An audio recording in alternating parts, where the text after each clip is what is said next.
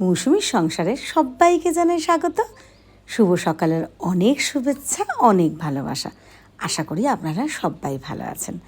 আজকের এই ব্লগটা কিন্তু বৃহস্পতিবারের ব্লগ, আর বেশ সকাল সকাল শুরু করেছি, কারণ সকালে উঠতে হয়, ঋষির যেহেতু পড়া থাকে।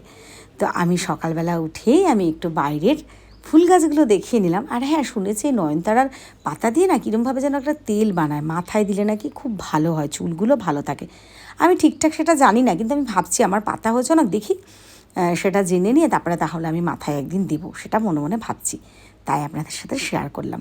পুরো ভিডিও দেখার সবাইকে অনুরোধ রইল। আশা করি আপনাদের ভিডিওটা ভালো লাগবে, আর ভালো লাগলে একটু লাইক কমেন্ট শেয়ার করে দেবেন।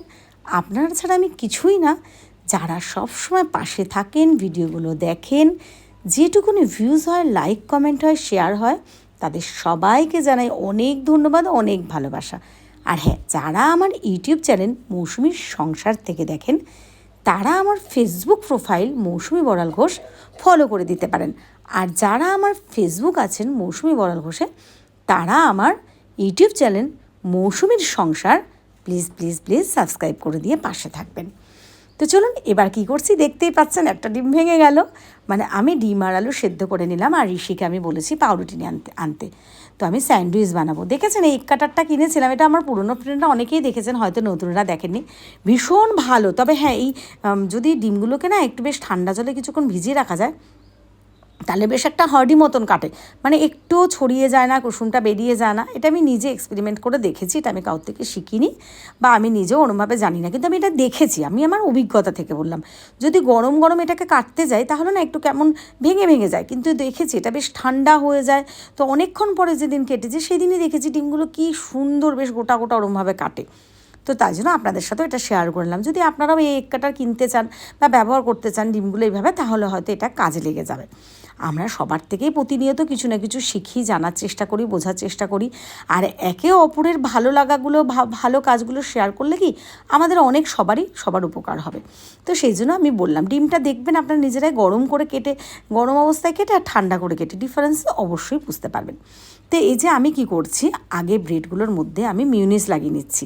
আমার যেহেতু বাটার লাগানোর ওরকম কোনো নাইফ নেই, আমি কী করেছি চামচের উল্টো দিক করে ওরমভাবে তো মিউনিস বেশি করে লাগিয়ে নিলাম। তারপরে কিন্তু আমি ওর ওপরে কী কী দেবো সেটা দেখাচ্ছি। তার আগে বলে, আমি কিন্তু বেশ কয়েকটা আগে ভেজে নিয়েছি, তাই জন্য গ্রিল প্যানটা দেখতে পাচ্ছেন পাউরুটির গুঁড়োগুলো লাগানো। কারণ ঋষির কাছে ফোনটা ছিল, স্যারের একটু টাস্ক দেখছিল পড়া, তাই আমি বললাম ঠিক আছে তুমি এটা করে নাও, বসে থেকে লাভ নেই।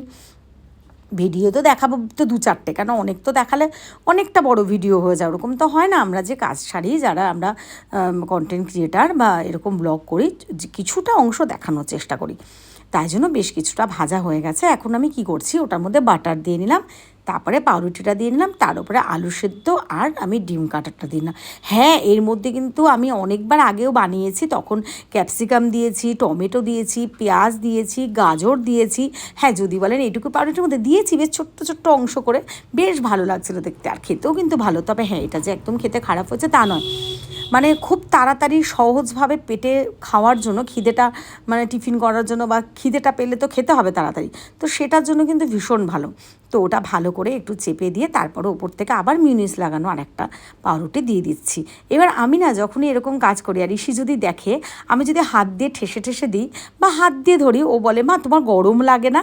তো আমি ঋষিকে তখন এটাই বলি, আমরা মা, আমাদের এগুলো অভ্যাস হয়ে যায়। শুধু মা বলে না, যারা রান্না করে বা এইভাবে, সেটা ছেলে হোক, মেয়ে হোক, বাবা হোক বা মা হোক, তাদের একটা অভিজ্ঞতা হয়ে যায়। তো আমি হাত দিয়ে একটু চেপে দিলাম, অতটা তো গরম লাগে না। ঋষি তো বোঝে না, ঋষিভাবে হাত পুড়ে যায়। তো তারপরে আরেক পেশটা উল্টো করে দিলাম। এই যে ঋষির খাবারটা গুছিয়ে নিয়েছি, তো ঋষিকে আগে খেতে দিয়ে নিলাম, আমি একটু পরে খাবো। তো ঋষি বেশ মজা করে খাচ্ছে। আর হ্যাঁ, তবে আরেকটা কথা বলি, এটা ঋষির জন্য বেস্ট, কারণ ঋষি ক্যাপসিকাম, গাজর, পেঁয়াজ এগুলো কিছুই খেতে চায় না। এই নিয়ে ঝামেলা, খাওয়াই তো অবশ্যই জোর করে, তো সবসময় তো ভালো লাগে না। তো আজকে কিন্তু ঋষি এটা বেশ ভালো খেয়েছে।